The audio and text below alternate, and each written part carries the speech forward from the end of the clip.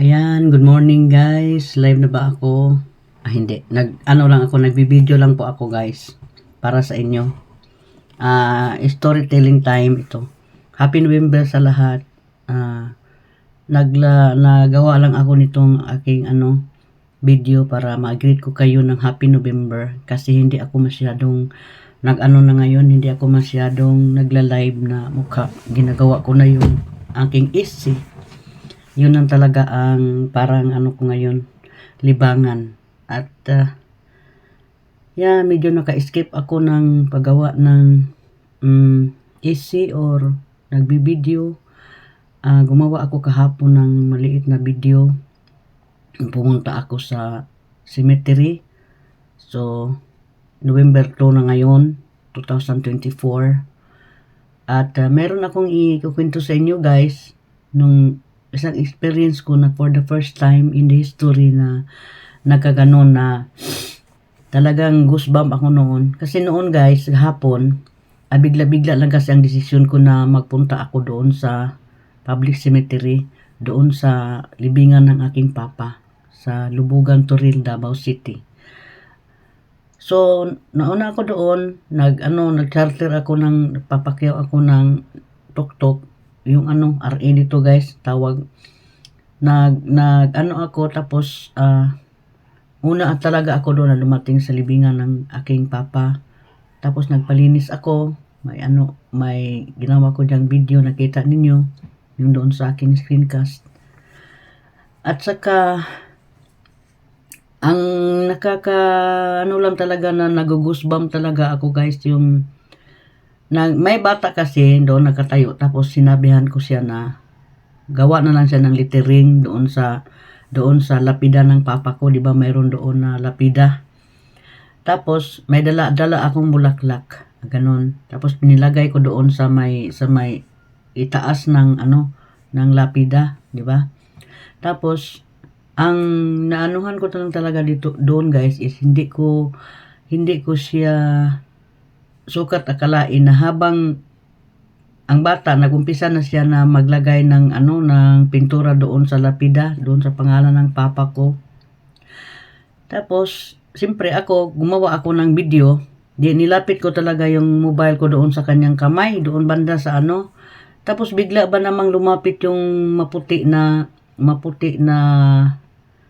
butterfly na katamtaman lang yung laki niya guys. Tapos dumapo talaga siya doon sa bulaklak. Ganun. Kita niyo dyan sa aking guys, dyan sa aking i-flashing ngayon na video. Ayan. So, yung video na yan guys is sobrang yan, yung hindi ako nakagalaw na para akong nabigla talaga ako guys, nabiglang dumapo yung white butterfly na yan guys. Tapos, sinabihan ko lang yan, nandito pala si papa. Kasi nga sa talaga guys, kahit saan ako nanood nga ako doon sa mga paranormal na mga sa YouTube. Alam nyo ba na nagmanifest talaga na nandoon pala yung spirit ni papa. So matagal ako nagnilay-nilay para nag-isip ako na totoo pala itong may kaluluwa na ganyan, na bigla talagang lumapo guys doon sa bulaklak nung lumapit na yung camera ko doon sa bata na gumawa ng lettering. So yun ang experience ko kahapon doon guys sa aking pagpalinis sa libingan ng papa ko. Tapos dumating naman yung kapatid ko na youngest namin. So ako yung nagpapintura doon, naglagay sila ng pintura doon sa sa libingan, doon sa nitso niya.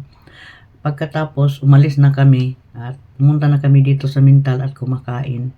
Pero habang umaalis kami, sinabi ng kapatid ko na bibili siya ng tanim kasi meron siyang nagustuhan doong tanim na gusto niyang gawing bonsai kasi yung kapatid ko na youngest is nagbubonsai. So, yun namang sinasakyan ko. Siyempre, pinauna ko yung sila kung saan sila bibili ng ng tanim. Ngayon, sinabihan ko yung driver na susundan namin yung silang dalawa. Tapos nakita ko na nandoon silang dalawa na busy sa kapipili ng tanim. Tapos doon ko nakikita guys, yung yung paborito ko na tawag dito, rubber plant. Oo. Nakabili ako kahapon ng rubber plant guys. Alam nyo ba magkano? 250 lang, ganyan na sa kahaba. Andiyan sa screen ko, ipakita ko sa inyo. Yan silang dalawa. Andiyan silang dalawa. Yung isa dyan, si Black Prince, mahaba na siya. Ganyan na siya kahaba guys. Mahaba na siya, 250. Tapos, tinawaran ko siya. Tinawaran ko siya ng 200 lang. Tapos, bumili ako ng isa, yung tinatawag nilang, lime, anong tawag yun doon? Basta may lime siya. Yung dahon niya is parang na siya, lemon lime. Yun pala guys. Ngayon ko na natandaan. So, dalawa ang nabili ko kahapon. Si lemon lime, dyan nakita niyo sa screen, yung green. Si lemon lime is 150 lang bili ko. Established na siya at mahaba na din siya. So, nabiktima yung 350 pesos is ko kahapon sa aking lakad sa papuntang sementeryo. Ayan. So, salamat talaga guys na nandyan kayo at lagi kayong nanonood sa mga lahat na mga sa lahat ng mga followers ko. Kami may 23 ito. Yung matanda at lula ninyo dito sa YT. Ayun ang mga nangyari sa akin kahapon guys at marami talagang salamat sa walang sawa ninyong panood sa aking mga videos. At yes, Happy November. At alam nyo, may sasabihin sana ako na personal lang talaga sa akin na sa nagdaang October talagang ang daming nangyari sa buhay ko pero hindi ko lang ma-elaborate sa inyo at may kwento dito kasi to personal nga. So ayan guys, yan lang ang ginawa ko ngayon. Nag-greet lang ako sa inyo at maraming salamat talaga sa aking mga followers at subscribers at sa likers. Salamat talaga. At saka mag-ingat tayong lahat guys, lalong-lalo na ngayon at huwag kalimutan na magdasal. Ayan po. So, good morning sa lahat. Early in the morning ako gumawa nito ngayong video at walang ingay dito sa aking kapaligiran. See you. Bye-bye.